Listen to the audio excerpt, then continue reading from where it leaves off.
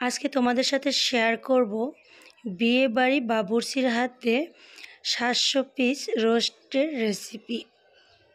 আর এই রোস্টটা এতটাই মজার ছিল, তো তার জন্য তোমাদের সাথে আমি শেয়ার করেছি যে বাবুর্চি একসাথে এত রোস্ট কিভাবে রান্না করে। উনি হচ্ছে আমাদের এলাকার ইচ্ছুক বাবুর্চি। আর ইচ্ছুক বাবুর্চির হাতের রান্না যে এতটা মজার, এবার আমার ভাইয়ের বিয়ে অনুষ্ঠানে খেয়ে আমরা বুঝেছি। আর এই রেসিপিটাও আমি করেছি। এখানে প্রথমেই 700 পিস ছোট যে পাকিস্তানি মুরগি আছে সেটা 4 পিস করে নিচ্ছে। আর টোটাল এখানে 700 পিসই রোস্ট নিচ্ছে। 700 লোকের বাজার ছিল। তো প্রথমে মাংসগুলোকে ধুয়ে নিচ্ছে। ধুয়ে এভাবে আমাদের এলাকায় এটাকে বলা হয় হাজি, জাজরা হাজি।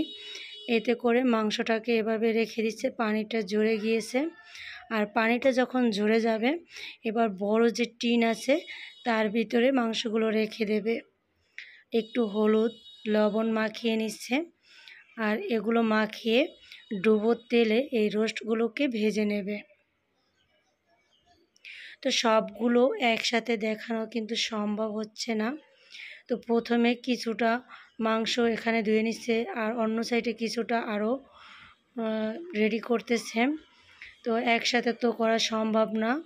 তো এবার মাটির চুলা বা ভিতরে গর্ত করে মাটি, তারপর চারপাশে ইট দিয়ে এভাবে খড়ি দিয়ে রান্না করে। আমাদের এলাকায় এটাকে বলা হয় কাঠ।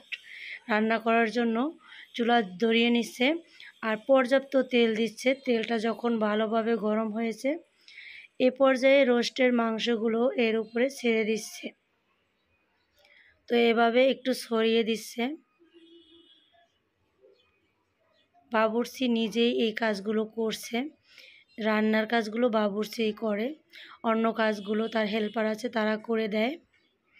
তো একটা সাইড যখন হয়ে যাবে, উল্টিয়ে দিয়ে অন্য সাইডটাকেও একটু লাল লাল করে ভেজে নেবে।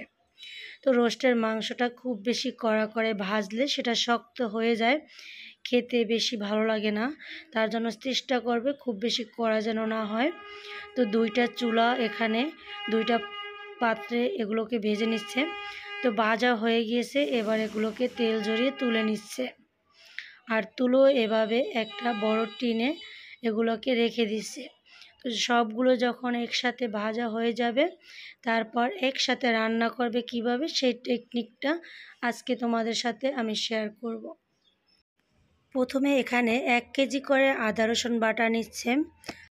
এবার নিয়ে নিচ্ছে গরম মশলাগুলো, এখানে হাতের মুষ্টি করে নিয়ে নিচ্ছে, বা ধরো 100 গ্রাম 150 গ্রাম করে হবে, এরকম করে গরম মশলাগুলো নিয়ে নিচ্ছে। দারুচিনি, এলাচ, গোলমরিচ, তারপর হচ্ছে লবঙ্গ, তেজপাতা, গোলমরিচ, লবণ এবং আলু বোখরা, কিশমিশ সবগুলোকে একসাথে জড়ো করে নিচ্ছে। আর অন্য সাইডে একটা বড় পাতিলে 4-5 কেজির মতো হবে তেল আর অল্প কিছু পেঁয়াজ ভেজে নিচ্ছে। আর তার সাথে 150-200 গ্রামের মতো হবে কাঁচামরিচ অ্যাড করেছে। সবগুলো দিয়ে একটু ভেজে নিচ্ছে।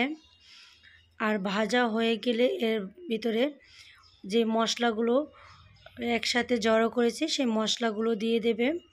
আর এখানে দিয়ে দেবে 1/2 কেজির মতো পেঁয়াজ বাটা, দিয়ে দিচ্ছে ঘি, দিয়ে দিচ্ছে সস, দিয়ে দিচ্ছে গুঁড়ো দুধ। গুঁড়ো দুধ দিয়ে দিচ্ছে এখানে 1 প্যাকেট 500 গ্রামের।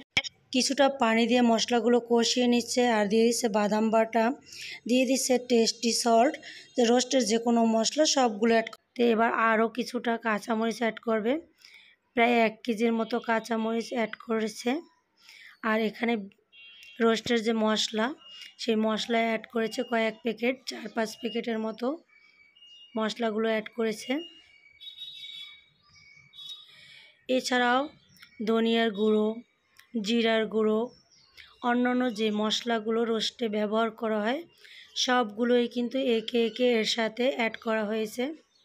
আর সবগুলো দিয়ে ভালোভাবে কষিয়ে নেওয়া হয়েছে। আর এখানে টক দইও কিছুটা অ্যাড করা হয়েছে। সবগুলো দিয়ে যখন মশলাটাকে এভাবে ভালোভাবে কষানো হয়ে যাবে, একদম উপরে তেলটা ভেসে উঠেছে আর মশলাটাও কষানো হয়ে গিয়েছে। ওই পর্যায়ে জগে করে এভাবে মশলাটা ভালোভাবে উঠিয়ে তেল মশলা সহ গুঁড়িয়ে গুঁড়িয়ে উঠিয়ে নেওয়া হয়েছে। এবার মশলাগুলো আলাদা আলাদা পাতিলে ট্রান্সফার করা হচ্ছে। 3-4টা পাতিলে রান্না করবে যেহেতু, তার জন্য আলাদা আলাদা মশলা নিয়ে এবার সে অল্প অল্প মশলার মধ্যে কয়েকশো পিস করে, যেমন 200-300 পিস এক একটা পাতিলে রেখে তারপর এভাবে নেড়েচেড়ে উলটপালট করে নিচ্ছে। এবার দমে বসিয়ে রাখবে আধা ঘন্টার মতো। আর আধা ঘন্টা দমে রাখার পর এটা সিদ্ধ হয়ে যাবে আর মশলাগুলো রোস্টের গায়ে গায়ে ঢুকে যাবে আর মাখো মাখো রোস্ট তৈরি হয়ে যাবে। সব শেষে কিছু পেঁয়াজের বেরেস্তা এবং ঘি দিয়ে পরিবেশন করে চুলা থেকে নামিয়ে আবারও বড় টিনে এটাকে ঢেলে রেখে দেবে পরিবেশন করার জন্য। যখন টেবিলে টেবিলে নেওয়া হবে তখন আলাদা বাটিতে করে সাজিয়ে রোস্টগুলোকে নেওয়া হয়ে যাবে। এই তো দেখে নিশ্চয়ই বুঝতে পেরেছো রোস্টগুলো কতটা লোভনীয় হয়েছে এবং কতটা সুন্দর হয়েছে। তো এভাবেই বাবুর্চিরা রান্না করে, যার জন্য একসাথে এত মাংস রান্না করতে পারে, এত রোস্ট রান্না করতে পারে আর অনেক বেশি মজা হয়। তো এটা ছিল আমার ভাইয়ের বিয়ের বাবুর্চির হাতের রান্না। তো আশা করছি রেসিপি ভালো লাগবে, ভালো লাগলে চ্যানেলটি সাবস্ক্রাইব করে পাশে থাকবে। তো আজ এ পর্যন্ত বিদায় নিচ্ছি, আল্লাহ হাফেজ।